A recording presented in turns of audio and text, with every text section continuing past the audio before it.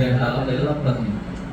எந்த வேலை செய்யாம தகுதியான படிப்பு இல்லாம உங்க அப்பா பணக்காரங்கிற ஒரே காரணத்துல நோகாம நேரம் முதல்ல அடிச்சுட்டு உட்காந்த உனக்கே இவ்வளவு திங்கு இருக்கு. அப்பா அம்மா கஷ்டப்பட்டு ஸ்கூலுக்கு டொனேஷன் கட்டி எல்கேஜிலிருந்து 10வது வரைக்கும் ஃபெயில் ஆகாம படிச்சு 10வதுல ஈஸியான குரூப் எல்லாம் இருக்கு. இந்த குரூப் எடுத்தாதான் என்ஜினியர் ஆக முடியும். கஷ்டமான குரூப்பாக எடுத்து பிசிக்ஸ் ஒரு டியூஷன், கெமிஸ்ட்ரிக்கு ஒரு டியூஷன், மேத்ஸுக்கு ஒரு டியூஷன், ரோடோட அலைஞ்சு அதுக்கு ஃபீஸ் கட்ட பெற்றவங்க ரோடோட அலையிட்டு பப்ளிக் எக்ஸாமில் பாஸ் ஆகுதுன்னு நான் கிளாஸ்க்குள்ள தீ வச்சு படிச்சு காலையில் அலாரம் வச்சு தெரிஞ்சு படிச்சு அதில் வாங்குற மார்க்கெல்லாம் பார்த்தாம டிஎன்பிசி எக்ஸாம் வர தனியாக ஒரு 2 மாதம் உட்காந்து படிச்சு அதில் வாங்குற கட்ட மாதிரி யூஸ்லெஸ்ஸாக போய் அம்மா நிறைய அடமானம் வச்சு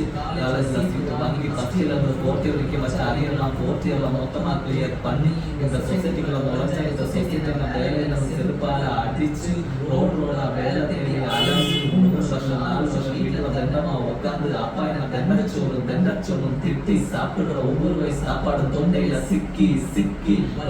வலிச்சு இறங்கி எவ்வளோ ஒரு